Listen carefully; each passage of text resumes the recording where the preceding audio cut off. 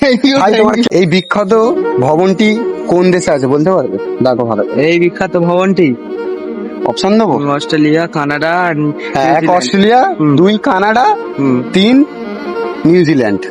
কোথায় বলতো? দেখো গেস করো, গেস করতে পারলে এই প্রাইসটা তোমাদের। সো গাইস দেখা যাক ভাইরা কি উত্তর দেয়। নিউজিল্যান্ড। নিউজিল্যান্ডে লক করি, কি করবো দেখো ভালো করে গেস করো, তুই বল।